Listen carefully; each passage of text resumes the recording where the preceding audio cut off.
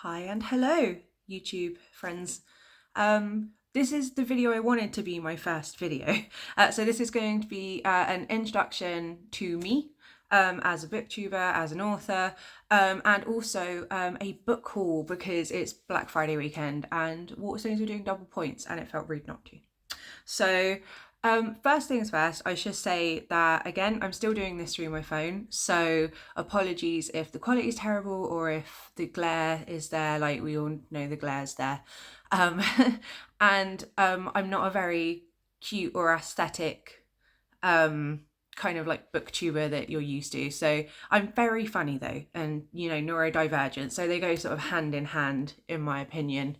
Um, my name is Steph. I am from Devon, much to my displeasure.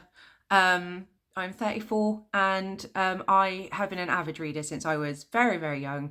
The first series I ever remember reading was Harry Potter, which I think for a lot of people my age was one of the first ones that we ever kind of got into. And as much as I hate the woman, J.K. Rowling was the reason I wanted to become a writer. But I'm one of those people who can't separate the art from the artist, unfortunately, and I would rather, I don't know, swim in my own shit than support that woman anymore. Regarding the books I have written, because obviously I'm going to do a little bit of self-promo whilst I'm here. I've written 3 books. One of them is a poetry collection, which is Fully Exposed by me. As you can see, it's a really tiny little book. There's, I don't know, maybe 40 poems in here that I've written over the space of about 5-6 years. And I finally this year felt confident enough to actually print them. So it's very exciting. And my baby that I am still working on after a decade is The Bonds That Bind Us. And The Bonds That Bind Us is a contemporary literary fiction. It's based around a man called Jackson Alexander, who is an up-and-coming stylist in the fashion world, where he meets Luke, who is an Irish-American actor, and Sparks Fly. But the main kind of story is revolving around Jackson's mental health, the abuse he suffers from a homophobic family, the found family he finds, grief, loss, healing.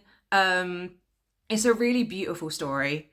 I know that I'm biased, but it's a really beautiful story of hope, and it's almost proof that you can come out the other side. Like, it doesn't matter how bad things get, you can get through it. And there's a big emphasis on mental health, big emphasis on the LGBTQ community. As an LGBTQ alphabet mafia member myself, it's really important to me that we get am I losing my words, that we get kind of seen as we should be, like we're written correctly. And I think that mental health is something that needs to be more publicized in books. But I always wanted my writing to be real, if that makes sense. I'm not a huge fan of just happy endings. I like realistic fiction when I'm reading it and writing it. So whilst the first book does have a happy ending, it's there's struggle and there's complications, and it's very human, and that's kind of how I wanted it to be when I first started writing it, was just the human process, if that makes sense. So I started writing it about 10 years ago now, and the sequel, The Binds That Break Us, is also available. There is one more book coming in the series called The Breaks That Bound Us, and I am currently in the process of writing it. It has been a long time coming, I can tell you that for now. The covers are absolutely stunning. My friend Jen on Tumblr made them for me, and I'm hoping very much so that she will make the last one for me as well, because she's just so talented. So yeah, that's me. I don't really have much else to say about myself. I don't really like talking about myself, to be honest. Like, the curse of being, I don't know, like having extreme anxiety all the time. Like, it kind of makes it really difficult to want to promote yourself. When I first released the books, one of my best friends was like, why aren't you promoting harder? Like, you need everyone to read this. And I'm like, I know, but like, I don't want them to feel obligated. Like, so yeah, like, I don't even really like promoting it on Instagram and TikTok, but I want people to read my book. So, so yeah, that is me. I'm sure you can hear rustling. So it is Black Friday weekend, and I normally don't really bother with Black Friday. I think it's a scam, but then I saw that Waterstones were doing a deal where you get double or triple points. So I was sucked in by Waterstones, I must admit. And the books I bought, first one was Orbital by Samantha Harvey, obviously the Booker Prize winner this year.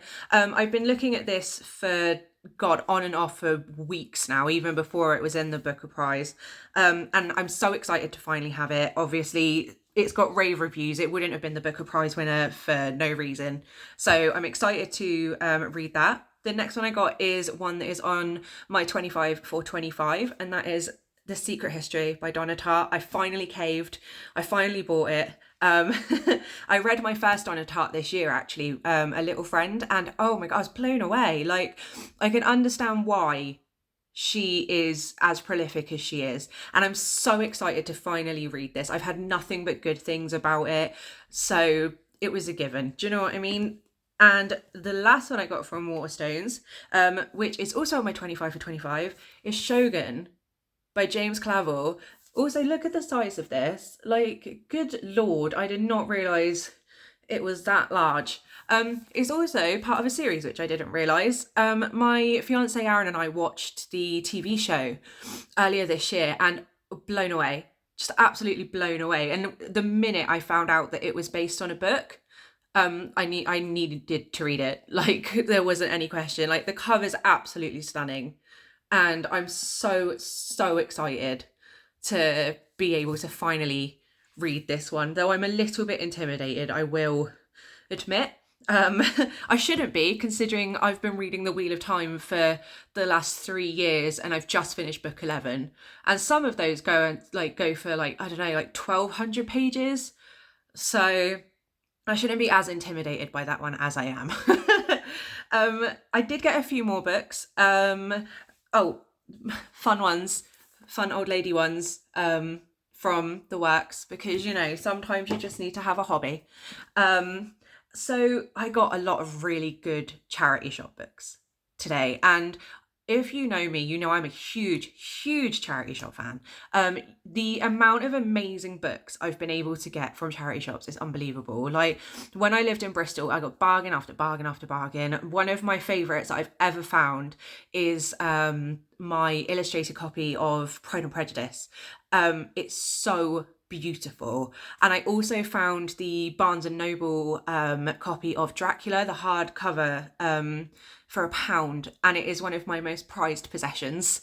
Unfortunately, I don't have any of them to kind of show you, because, as I said in one of my TikToks, if you follow me on there, we're in the process of hopefully moving next year, like early next year. So all of my books are currently in boxes. So I'm kind of having to make do with what I have and with what's on my Kindle right now. So, but that's fine. But yes, I found some amazing books in charity shops today. Very recently, I am in a very wonderful book club full of people that I love very much. And our first bi-monthly classical pick was Jane Eyre by Charlotte Bronte. And I'd very recently started reading the poetry of the Bronte sisters, and something in me has just, I don't know, I need to consume everything that that they write. I just need it. So I read Jane Eyre, and if you follow my Goodreads, you know that I didn't like it. I think Mr. Rochester's possibly the worst character that's ever been written in history, and if he wasn't in it, I'd probably have liked it a little bit more. However, Charlotte Bronte's writing was so stunning. Like, her whole writing style, the language she used, the prose, oh, beautiful. So I saw Shirley in a charity shop, £1 25 for this one, and this was written after the deaths of Emily and Anne, and apparently she really struggled to write this one. But it's dealing with grief and the Luddite riots, bad harvest, social unrest, etc., etc. And I need more. I just need more of the Bronte sisters. So 125, absolute bargain. The next one's a kind of classic too, and I've never read it. It's Watership Down by Richard Adams. So, okay, when I was a kid, the movie was very much our kind of generation's first headway into grief and stuff like that. I never watched it because I was a sensitive kid.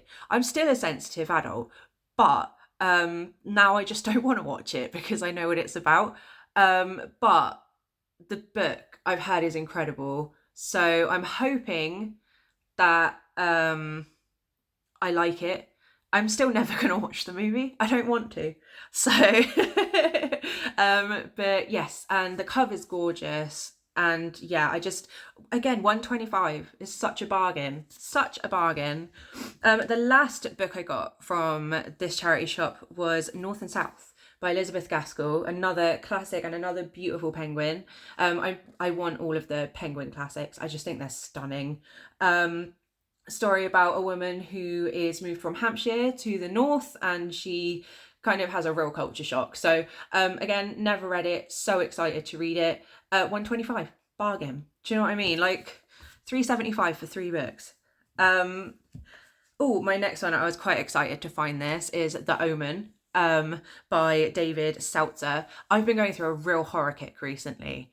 So finding The Omen, I was so excited because I've never seen the movie, but it's got all of the vibes I like haunting and, you know, like gore and shit. So I'm very, very excited to read this one. And it's tiny, like it's such a small book. And I mean, the writing's pretty good size as well, so hopefully I'll be able to get through that one pretty quickly. This is an absolutely beautiful little anthology of selected poems from William Wordsworth, which I just found in a charity shop, but like, look how beautiful. Like, beautiful. Like, I've been getting really into poetry in the last few months, so I'm trying to like collect as much of it as I can. Unfortunately, the Waterstones in my town doesn't have a huge amount, so I'm trying to kind of snatch it up everywhere I can. And speaking of, I found the Penguin Book of English Verse, which is again just a little book of poetry, and it's split into authors, poets. So excited to have a slow read through that one, I think. And my very last book, which I think the most excited to find in a charity shop, The Princess Bride.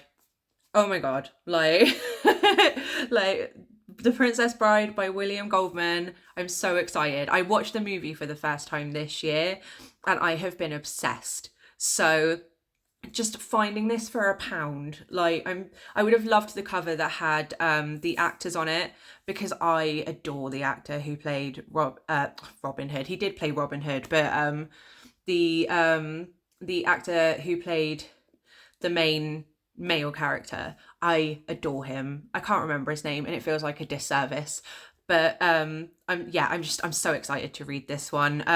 The minute I consume media and I find out that there is a book about it, I want it immediately. Like, it was the same after I watched The Haunting of Hill House, and my brain's just like gone blank. Oh, Perks of Being a Wallflower as well. That's one of the only adaptations I've ever read that was actually as good as the movie was, except maybe Greta Gerwig's Little Women and the Winona Ryder version of Little Women, because that's a classic and you can't beat it, really. I don't really have anything else to say. I'm a bit nervous because obviously this is like my first proper video, so I hope it was all right. Like, I'm sure you guys will tell me if it wasn't, but thank you for being here. Buy my books. I worked very hard on them. All of my social media links are listed on my profile. So you've got Instagram, TikTok, Goodreads. etc., etc. Like all, you know, all the normal stuff that we have as booktubers. And yeah, I don't know how often I'll be doing these. I don't know what kinds of videos I'll be doing. Please leave some suggestions in the comments of things you might like to see. And yeah, thank you very much for being here. Bye.